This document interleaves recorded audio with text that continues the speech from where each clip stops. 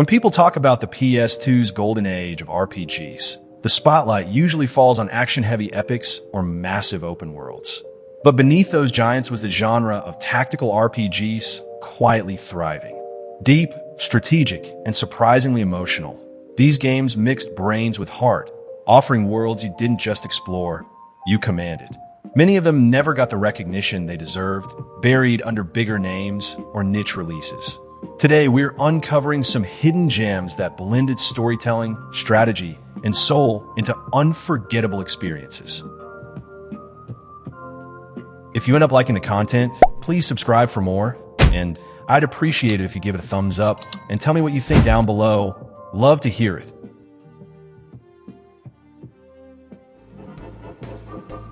At first glance, Growlancer Generations looks like your typical anime-inspired fantasy RPG. But once you dig in, it reveals something far richer, a tactical masterpiece disguised as a character drama. Released in 2004 as a 2-in-1 collection of 2 and 3, it offered a rare combination of branching narratives, emotional depth, and deeply customizable combat. While many strategy games focused on numbers, this focused on people. Your choices didn't just affect the story. They changed relationships, alliances, and even the fates of nations. The tactical system was refreshingly different. Instead of grid-based movement, characters operated in real time across open arenas, where positioning, timing, and ability synergy mattered more than brute force. It's fluid, fast, and deeply satisfying once mastered. The visuals may not have impressed even in 2004, but the hand-drawn art, expressive portraits, and smooth animation gave it a warm, storybook feel. The tone strikes a balance between political drama and heartfelt character interaction, with moments of genuine moral weight. The branching paths and multiple endings make every decision feel meaningful. Save a village, and it might cost you an ally. Ignore it, and you could change history. That freedom gives Growlancer Generations replay value most modern games envy. Yet despite its brilliance, it went unnoticed outside a small cult following. Poor marketing and a late release in the PS2 cycle buried it under flashier RPGs. But to those who played it, it's one of the smartest, most heartfelt tactical experiences of its time. A game where strategy and empathy share equal ground. When Phantom Brave released in 2004, it came from the same studio that made Disgaea, and most players expected another zany, over-the-top grind fest. What they got instead was something far more emotional. A melancholic, deeply human story about loss, kindness, and courage, wrapped in a deceptively cute exterior. You play as Marona, a young girl who can summon the souls of the dead phantoms to help her fight. What starts as a quirky premise unfolds into a tender narrative about grief and acceptance, carried by heartfelt writing and a haunting soundtrack. Mechanically, it reinvented what tactical RPGs could be. There's no grid or squares. Instead, you move freely across circular arenas, where positioning is organic and fluid. You summon spirits by binding them to objects in the environment, rocks, trees, even weapons, each giving them different stats and abilities. It's innovative, unpredictable, and endlessly creative. The catch? Those phantoms only stay for a few turns before fading away. Every summon becomes a strategic and emotional decision. Its visual design is bright and whimsical, but that charm hides real sorrow. Marona's loneliness, her refusal to give up despite the world's cruelty, gives the story emotional depth rarely seen in the genre. The watercolor palette, painterly backdrops, and serene music lended a dreamlike quality, almost like playing through a moving storybook. But it flew under the radar due to timing and tone. It was released between major RPG juggernauts and was dismissed by some as too strange or too sad. But its innovation and emotional storytelling aged beautifully. Phantom Brave isn't about war or power. It's about compassion in a harsh world. And that makes it timeless. It flopped quietly, but for those who know, it's one of the most beautiful tactical experiences ever made. A soft-spoken masterpiece that proved even strategy games can break your heart. By the time Ark the Lad, Twilight of the Spirits released in 2003, the series had already faded from spotlight. Tactical RPGs weren't selling as much, and FF10 had just redefined cinematic storytelling on the PS2. Yet quietly, this delivered one of the most ambitious, mature, and emotionally grounded strategy games of its era. It didn't shout for attention, it earned it through sincerity. With a story about race, prejudice, and brotherhood, this was a game that dared to tackle complex human themes inside a genre built on numbers and movement grids. The world is divided between humans and Deimos, a race of horned humanoids with their own cultures and beliefs. You play as two brothers from opposite sides of that divide. Their intertwined narratives collide beautifully, offering dual perspectives on the same conflict. The writing is surprisingly grounded, avoiding cliches and treating its characters with respect. The moral grayness of both sides makes every victory feel bittersweet and every battle feel personal. The tactical gameplay merges turn-based and grid-based combat with cinematic flair. Units move freely within circular ranges, attacks trigger dynamic camera angles, and special abilities explode with vibrant effects that still hold up today. It's not, but it finds a sweet spot between depth and pacing. Visually, the game's earthy tones and dramatic lighting capture a mature atmosphere, equal parts fantasy and realism. The orchestral score adds weight to every scene, from tense battles to quiet reflection. Yet despite its polish, it flew under the radar. Its slower pacing and heavy themes scared off casual players. But for those who gave it time, Twilight of the Spirits delivered one of the richest, most human stories on the PS2. It wasn't a hit, but it was a rare tactical RPG that believed empathy was the ultimate power. Before Dynasty Warriors became synonymous with over-the-top action, Dynasty Tactics quietly experimented with something far more engaging and arguably more rewarding. Released in 2002, it reimagined the chaotic Three Kingdoms battles as a slow-burning tactical chess match.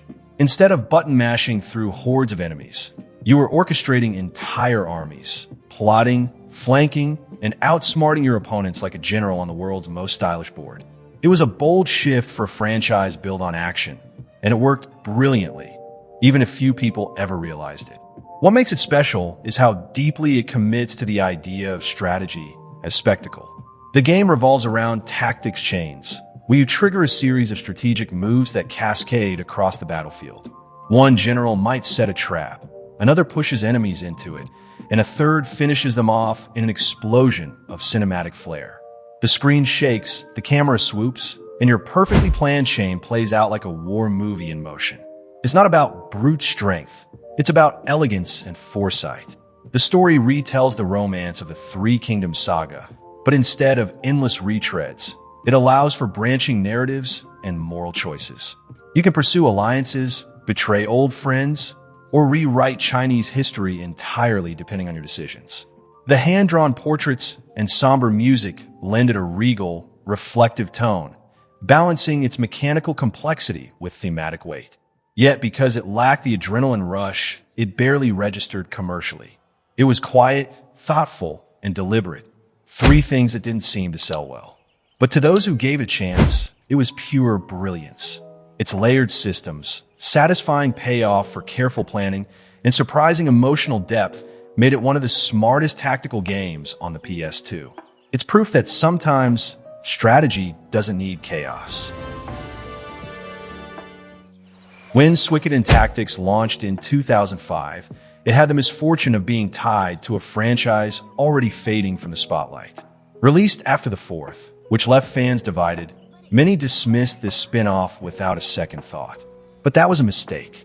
Beneath its unassuming exterior was a complex, strategic, and emotionally resonant experience that perfectly blended the political storytelling with deep tactical gameplay. It wasn't just a side story. It was a redemption arc for the series, proving that Suikoden's world still had life left in it. The story takes place before and after the events of 4, showing the consequences of war from multiple perspectives.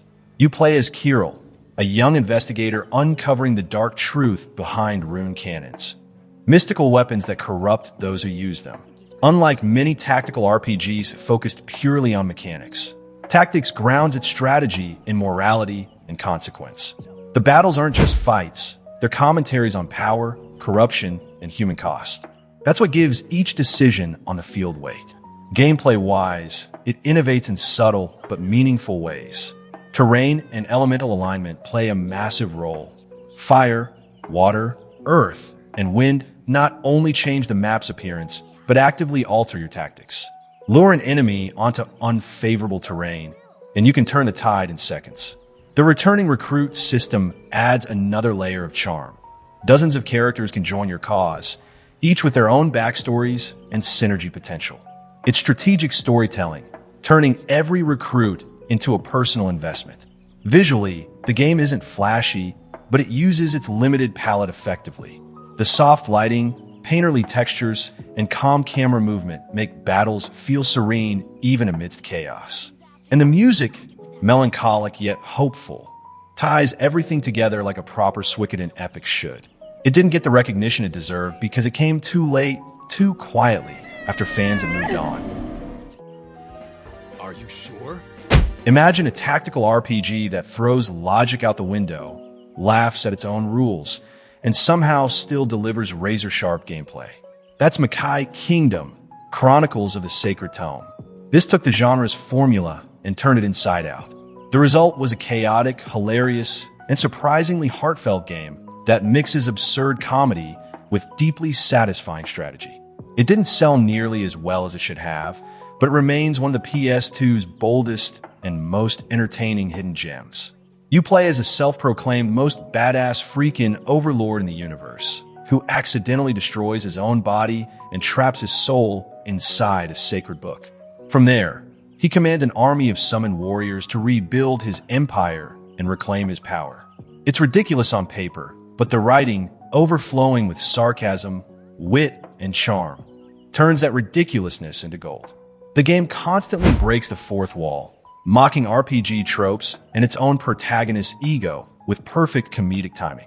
But beneath the humor lies serious depth. The tactical gameplay abandons grids entirely, using open-area movement similar to Phantom Brave, but with far more chaos. You can summon nearly anything, from warriors and mages to literal objects like tanks or vending machines. Every battle becomes a playground for creativity and absurdity. It's strategic improvisation, part logic, part madness, all fun. The presentation amplifies its cinematic energy. The camera swoops dramatically when special attacks land. Explosions bloom like fireworks, and the vibrant colors make every battlefield pop. And despite all the humor, the story sneaks in real emotional weight. Zeta's arrogance slowly unravels into vulnerability, and a supporting cast of overlords, each quirky and distinct, help shape one of Nippon Ichi's most surprisingly human narratives. It didn't sell because it looked too weird, played too differently, and refused to take itself seriously. But that's exactly what makes it brilliant.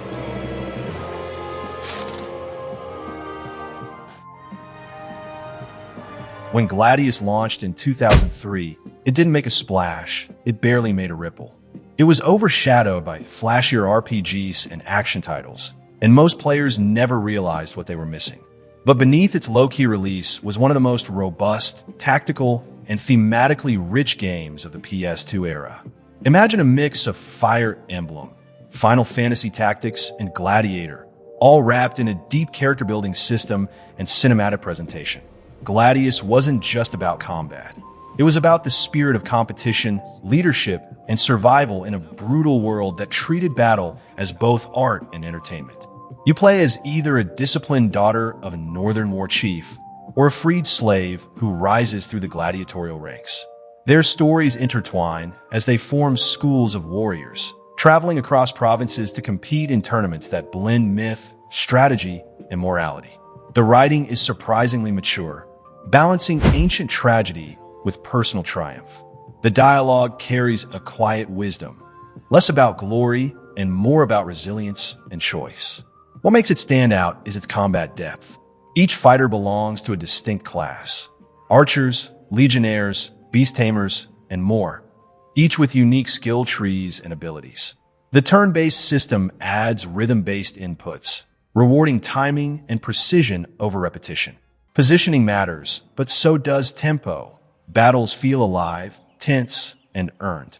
The arenas themselves, from sand-swept coliseums to haunted forests, are lit and framed like stage sets, giving every fight a cinematic flow.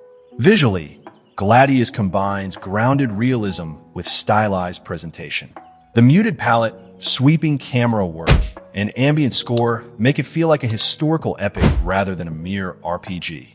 Yet despite its polish and ambition, it failed commercially, marketed poorly and released into a crowded season. But years later, fans have recognized it for what it is, a smart, soulful strategy game.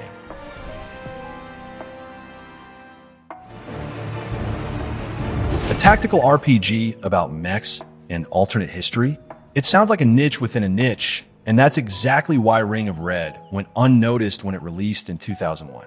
Set in an alternate post, World War II Japan split between communist and capitalist factions, it's a military drama told through turn-based tactics and gritty realism.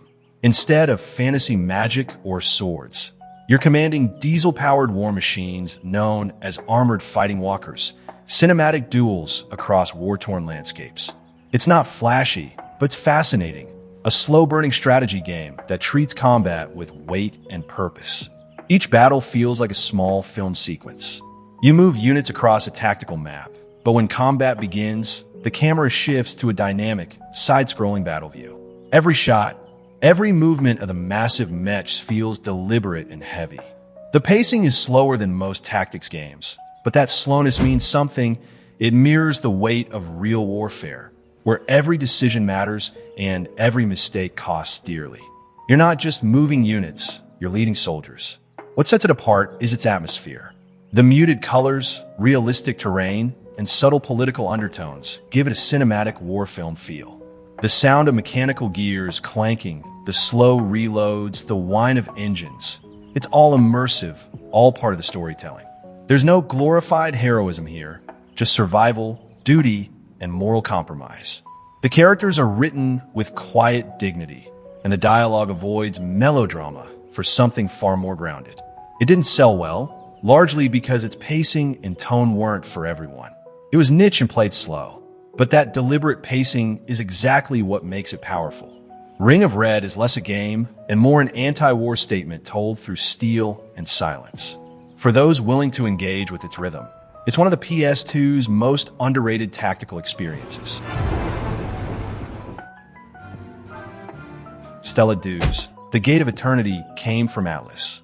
But instead of demons and high schools, this game took a more philosophical route. It's a tactical RPG about faith, survival, and the end of the world, wrapped in haunting atmosphere and painterly beauty. Despite its pedigree, it flew under the radar, likely because it launched between major RPG releases. Yet, beneath it's one of the most refined and emotionally intelligent tactical RPGs on the PS2.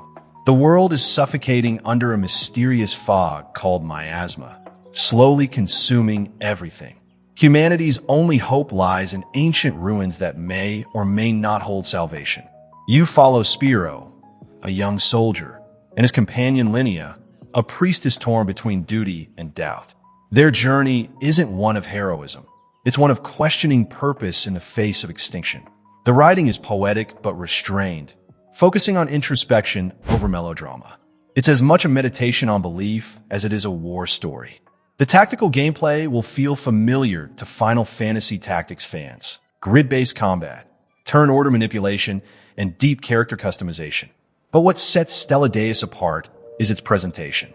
The art direction gives the game a unique tone, ethereal, melancholic, and quietly beautiful.